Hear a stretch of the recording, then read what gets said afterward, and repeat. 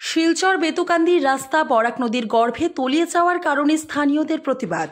বুধবার বরাক নদীর গর্ভে শিলচর বেতুকান্দির রাস্তা তলিয়ে যাওয়ার কারণে স্থানীয়রা প্রতিবাদ সাব্যস্ত করেন। সংবাদ মাধ্যমের মধ্যে দিয়ে কথা বলতে গিয়ে স্থানীয় প্রতিবাদকারীরা জানান, বিগত 10 বছর যাবৎ তাদের এই রাস্তার অবস্থা খারাপ হয়ে আছে। আজ সকালবেলা দেখেন তাদের বেতুকান্দি যাতায়াতের রাস্তা বরাক নদীর গর্ভে তলিয়ে যায়। এতে তাদের যোগাযোগ ব্যবস্থা বিচ্ছিন্ন হয়ে পড়ে। তার কারণে স্থানীয়রা অনেক অসুবিধার সম্মুখীন হতে হবে। স্থানীয়রা সংবাদ মাধ্যমের মধ্যে দিয়ে সরকার ও প্রশাসনের কাছে দাবি রাখেন অতি সত্বর তাদের রাস্তাটি মেরামতি করে দেওয়া ও বেতুকান্দি সুইচ গেটের কাজ অতি শীঘ্রই সম্পন্ন করার দাবি রাখেন। বাড়ি বেতুকান্দি, বাগাডোর বরজুড়ে জিপিতে। আমার নাম রঞ্জন দাস। আমি অত্যন্ত দুঃখের সহিত এই সোশ্যাল মিডিয়ার মাধ্যমে, সামাজিক মিডিয়ার মাধ্যমে আমি কিছু কথা শিলচরের জেলা প্রশাসন, এমএলএ, এমপি যারা আছেন নেতৃস্থানীয় ব্যক্তিবর্গ, তাদেরকে কিছু কথা বলতে চাই।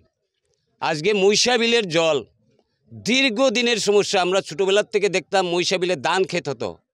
আজকে সেই মহিষাবিলের জলটা এখানে আটকে রয়েছে।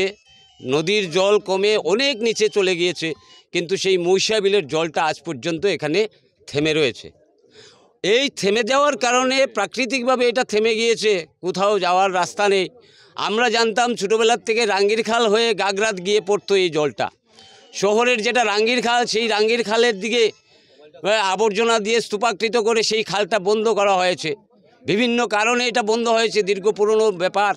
আজ থেকে প্রায় 8-10 বছর আগে আমরা এখানে একটা মিটিং করে, এই বাঙ্গারস্থলে একটা মিটিং করে লোকাল জনসাধারণ 3-4 জিপির মিলে আমরা ডিসিএসপিকে একটা মেমোরেন্ডাম দিয়েছিলাম যে পূর্ব শিলচরের ডাউন লাইন এদিকে দিয়ে আমাদের এদিকে একটা ভালো করে সুইচ গেট যদি দিয়ে দেওয়া হয়, তাহলে মহিষার বিলটাও চলে যাবে, আর শিলচর শহরের পূর্ব শিলচরেও কৃত্রিম বন্যায় বোধহয় প্লাবিত হবে না।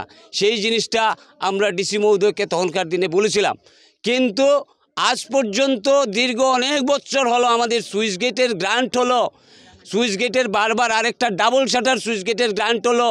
প্রত্যেকটা বন্যার সময় আলাদা করে সুয়েরেজ বোর্ডের গ্রান্ট আছে, কিন্তু আমাদের সেই সুইচ গেটটা আজ পর্যন্ত সেই তিমিরেই রয়ে গেল। সেই সুইচ গেটটার প্লেটটা নাকি এখন খারাপ, সেটা নিচের দিকে নামছে না, মহিষাবিলের জল যেতে পারছে না। এটা কি ব্যাপার? আমি প্রশাসনের কাছে অনুরোধ করছি, আমাদের প্রত্যেকটা এই অঞ্চলের বাগাডোর বরজুড়াই, বেতুকান্দি অঞ্চলের, কাড়ারপাড় অঞ্চলের, কিলুগাঁও অঞ্চলের ছেলেমেয়েরা স্কুল কলেজে যেতে পারছে না। অত্যন্ত দুঃখের বিষয় সেটা। প্রশাসন এখানে কি করছে? আমাদের প্রত্যেকটা গরিব দুঃখী মানুষ কাজে কর্মে যেতে পারছে না, সেটা অত্যন্ত দুঃখের সহিত আমাকে বলতে হচ্ছে। আজকে গত পরশু দিনের আগের দিন রাত্রে আমার ছেলেটা এসছে রাত্রে 9টার সময় দিক দিয়ে, এসে বাড়িতে গিয়ে যা বকাবকি করছে, আমাকে রাস্তার মধ্যে ফেলে দেওয়া হয়েছে। বর্ষার মরশুমে মাটি, সেই মাটিটা সেই বৃষ্টির মধ্যে সেটাকে কি করা হয়েছে, সেটিং করা হয়েছে। একটা বাইক, একটা সাইকেল, একটা মানুষ হেঁটে বাড়িতে যেতে পারছে না, বেতুকান্দি যেতে পারছে না, বরজুড়াই যেতে পারছে না, কাড়ারপাড় যেতে পারছে না কাজকর্মের থেকে রাত্রিবেলা। সেটা অত্যন্ত দুঃখের বিষয়। আজকে এই নদী ভাঙ্গন, এখানে যারা আমরা কথা বলছি, পাশেই নদী ভাঙ্গন।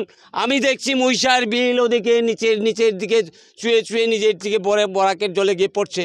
কখন যে কি হবে সেটা কিন্তু সুইচ গেট নয়, সুইচ গেটের থেকে আরও এদিকের কিছু অংশ, রাস্তা প্রায় 1 কিলোমিটার রাস্তা, আমাদের এই রাস্তাটাকে এই ধ্বংসস্তূপে পরিণত করা হয়েছে।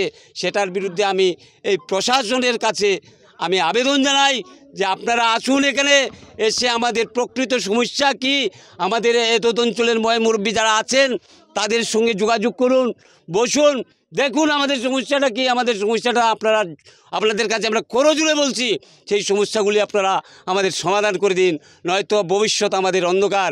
আমাদের ছেলেমেয়েরা স্কুল কলেজে যেতে পারছে না, সেটা অত্যন্ত দুঃখের বিষয়। আর কিছু আমি বলবো না, এই বলেই আমি আমার বক্তব্য এখানেই শেষ করছি। নমস্কার।